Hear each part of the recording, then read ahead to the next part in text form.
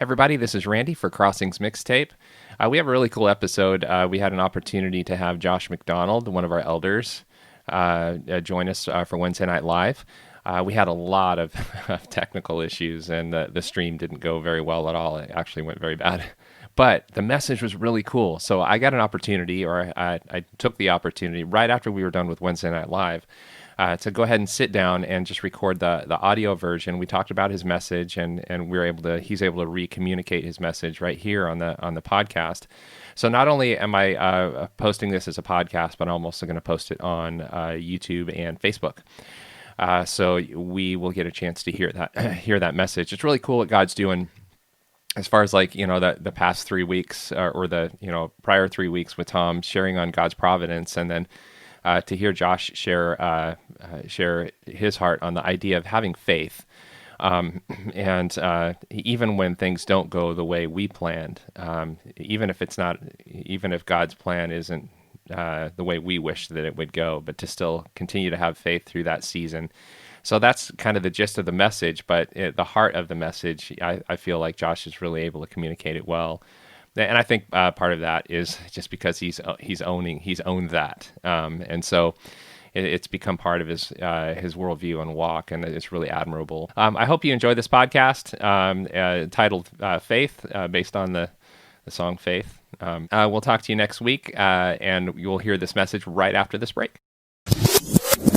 We just finished up Wednesday Night Live, and just like I did with Tom a couple weeks ago, I thought it would be a really cool opportunity here, since we already have Josh with us. He just finished up with Wednesday Night Live, and I think God's kind of teaching us something here, because the message that God put on Josh's heart is, I feel like it's just a continuation of the same message and the same kind of theme that we're going through. But first of all, Josh, thank you so much for hanging around here and joining me. Yeah, happy to be here. Thanks for having me. Right on. So this evening you talked about kind of like two kind of parallel stories with Shadrach, Meshach, and Abednego, and the situation they were in, and that they had to kind of step out in faith, but had to understand the idea that even if, or communicated to Nebuchadnezzar, even if God didn't deliver them, that they were fine if they burned up, right? Yeah. And made a parallel with Peter. Kind of first share with our listeners here real quick,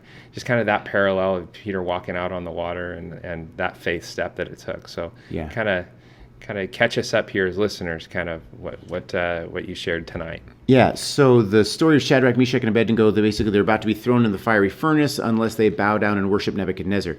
And the idea that we get to see the end of the story, and so we say they had this faith to know that God was going to save them. But in the moment, they didn't know God was going to save them. And so they say, after saying, if we're thrown into the blazing furnace, the God we serve is able to deliver us from it, and he will deliver us. So they said that with confidence. But then they said, even if he does not, we want you to know, your majesty, that we will not serve your gods and worship the image of God you have set up, or image of gold you have set up.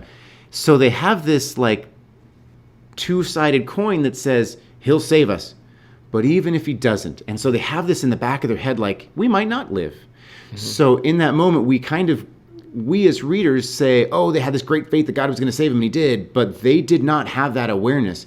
Like when Peter steps out of the boat, he didn't have this deep-seated, built-in, I have a trust. I have this faith and belief and trust that says God's going to save me even if I'm walking on water. But if he doesn't, it's okay. Shadrach, Meshach, and Abednego knew that God was going to save them, but they also knew that if he didn't, it would be okay. That's really good. I think, I'm going through early church history right now, and just reading so many inspiring stories of the persecuted church, and people that were courageously went to their deaths and didn't.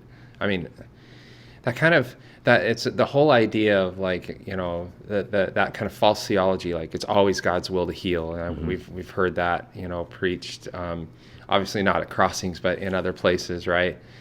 And it's really hard to kind of hold on to that theology when you read stories like that, or when you consider,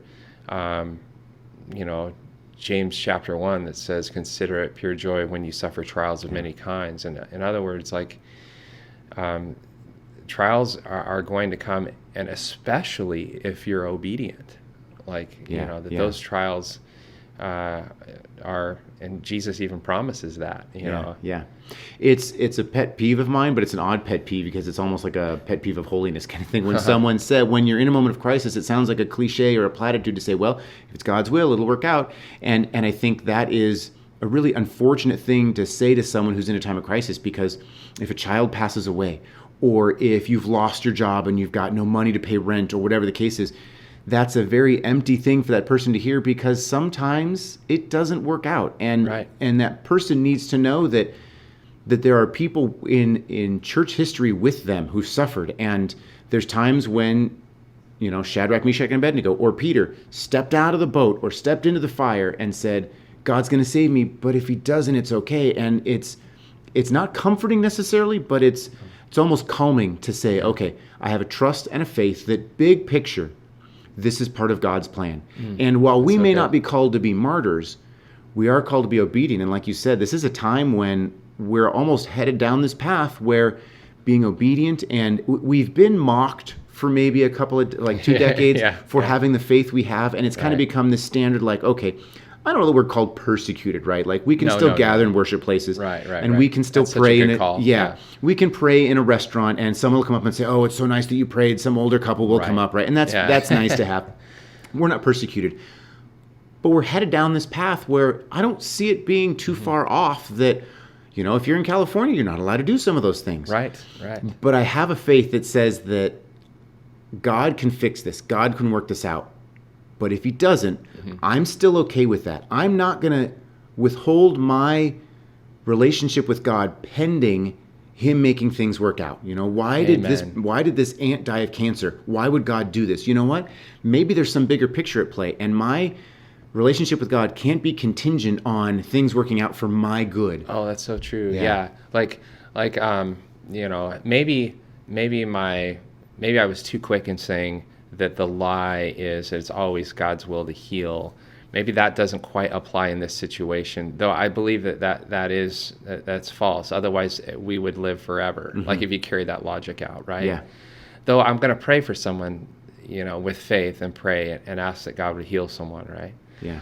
So all of that, but how about this? How about the I don't know, the lie or the false truth or whatever it is, that the safest place to be is in the center of God's will?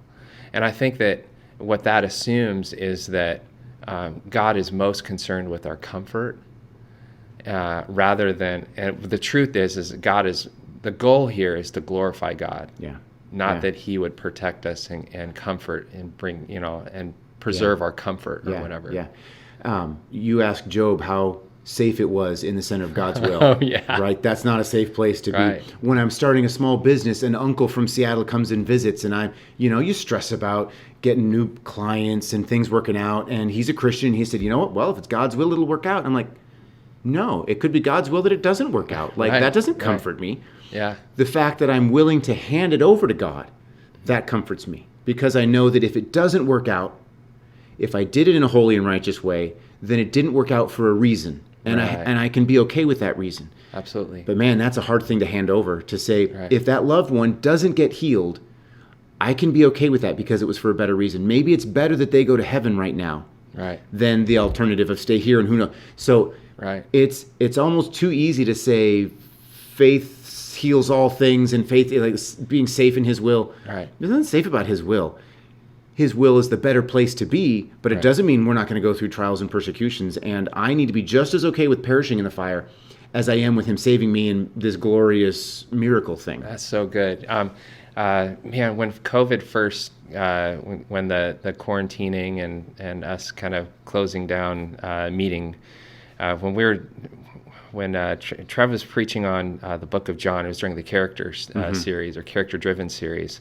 He shared the story of John's disciple Polycarp, and that's what started my whole interest in the early church, like that sermon. And it just so happened that Sunday I was sitting right next to him, and he was teaching me as the camera was rolling and teaching everyone else.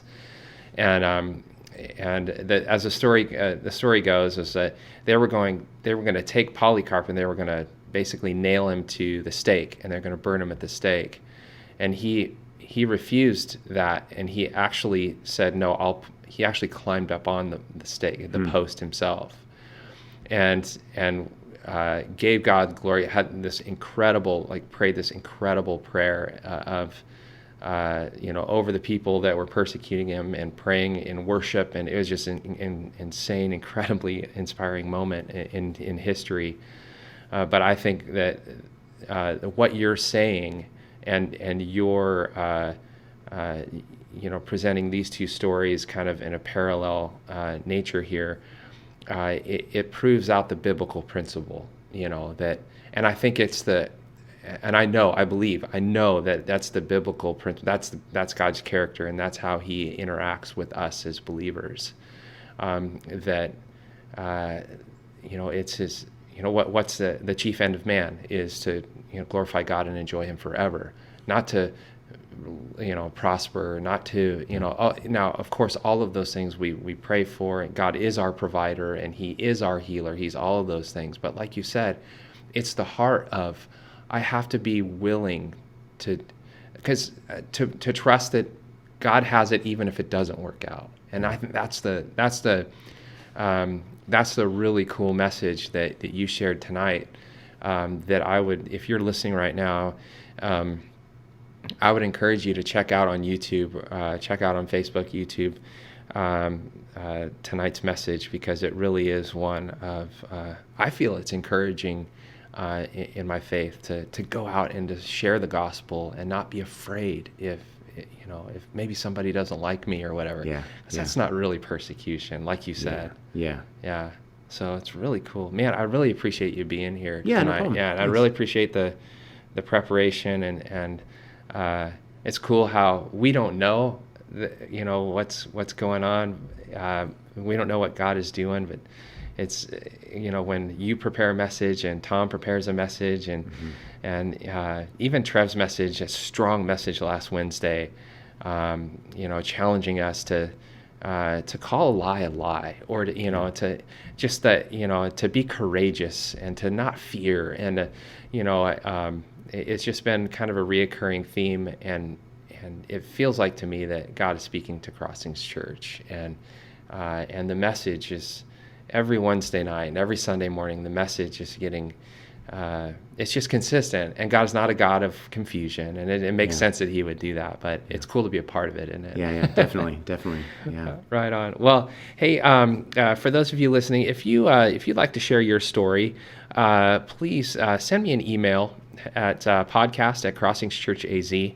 Also, we would really appreciate it if you would leave a review on iTunes, or subscribe to the show. First of all, leave a review on iTunes. It helps other people find us. Also, if you have friends that haven't listened, and you want to tell them about us, remember, we're also available on Google Play, Spotify, Castbox, all kinds of Stitcher, all kinds of different podcast catchers. So Josh, thank you again so much for joining me tonight, and for you listeners, God bless you guys. We'll have a new episode with Lord willing, the Misamores next week. So God bless you guys. Have a great week. Thanks for joining us.